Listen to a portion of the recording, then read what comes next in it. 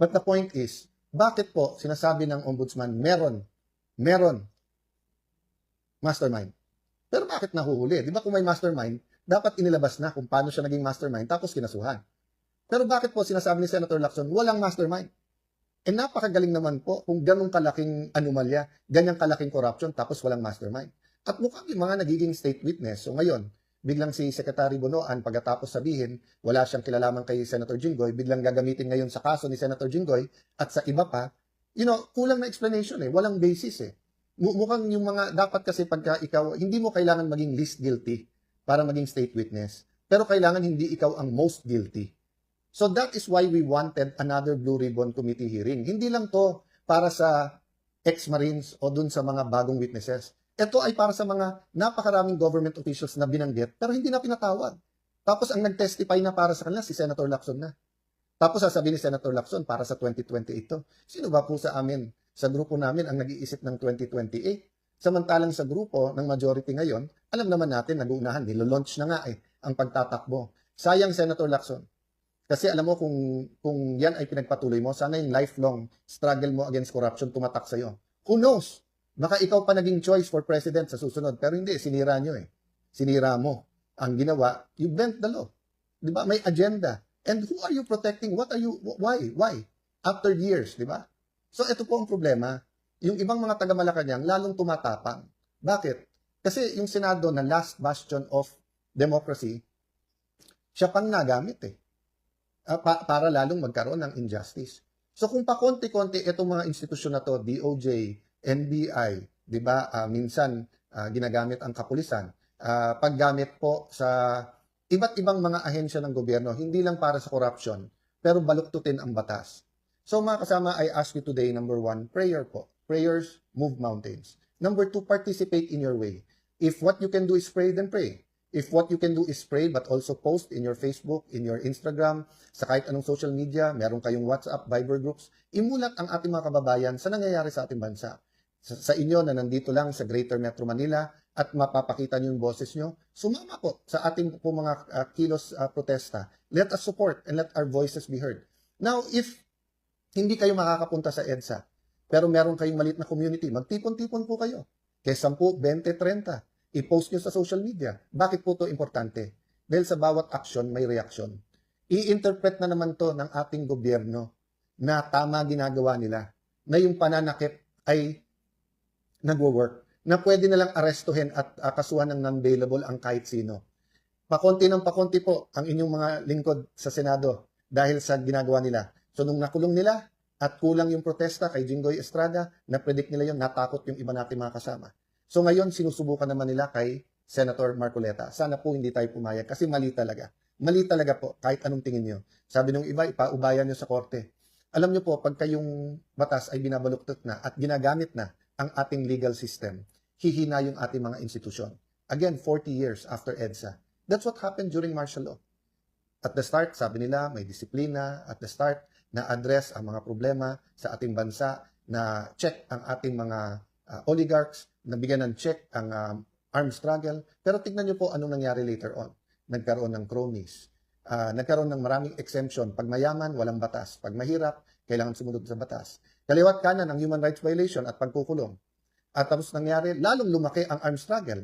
Because pag nagkaroon ng injustice, iba-iba tayo ng takbuhan. Some run to prayer, some run to religion, some run to armed struggle, some run to the streets. That's why ang pakiusap ko sa ating law enforcers, not only maximum tolerance, respect the right for peaceful processes and peaceful protest. Ang hiningi po natin ay sundin ang Constitution. Kaya ang hinihingi natin ay peaceful protest. Pero napaka-importante po mga kababayan na maramdaman ng gobyernong ito na mali ang kanilang ginagawa. Na hindi tayo parayag na pagtatakpan po ang katotohanan. Injustice.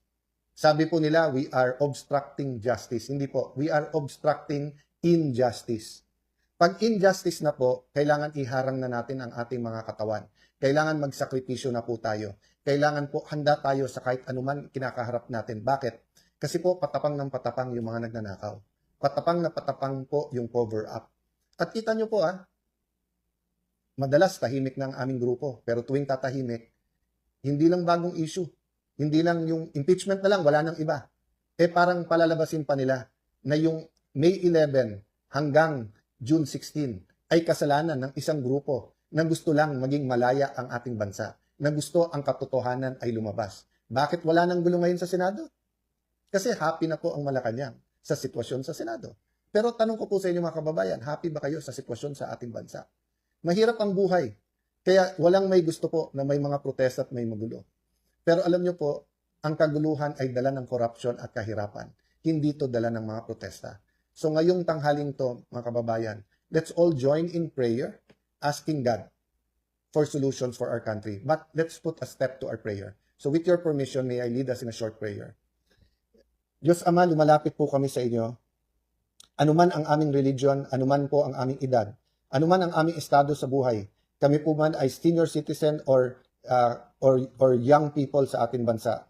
Kami po man ay nasa Luzon, Visayas, Mindanao, or all around the world.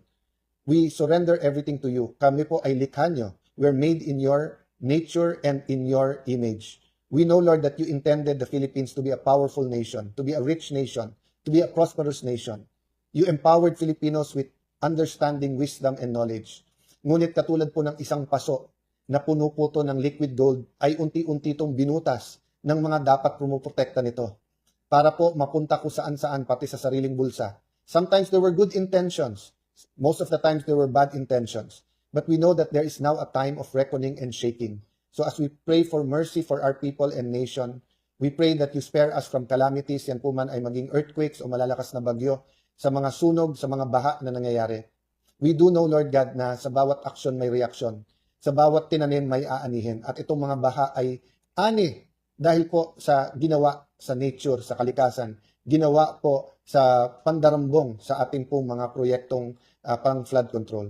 So Lord, as we ask for your forgiveness, we ask, Lord, that as we seek your kingdom and righteousness, you raise up the right leaders. Leaders, Lord, sa bawat pamilya. Leaders sa bawat simbahan. Leaders sa business community. Leaders po sa health sector. Leaders po sa media. Leaders po sa entertainment. Leaders po sa ating gobyerno na ipaglalaban po ang katotohanan. We lift this up to you in Jesus' name. At kung ano pa ang religion ng ating mga kababayan, we join them in the desire for a better Philippines. In the desire for justice. Thank you, Lord God. Thank you, Lord Holy Spirit. So, thank you for praying with me. There are many, many more things that will happen in our nation, many, many more issues. But we have to start somewhere. And somewhere is number one, fighting for the same thing. Nasa preamble ng Constitution. Number two, in everyone agreeing with the rules. Ano po yung rules? Yung Constitution, yung batas. Without those rules, including moral rules, wala tayong character. Wala tayong identity as a nation. And we will not find ourselves unless we have a national identity. And I hope our national identity, again, will flow from what the preamble says. One, it will be from the aid of the Almighty, ang source natin. Then it will promote common good, and it will be based on the rule of law, a regime of truth, justice, freedom, love, equality, and peace. So let's fight hate with love. But let's fight. Magandang tanghali po. God bless you.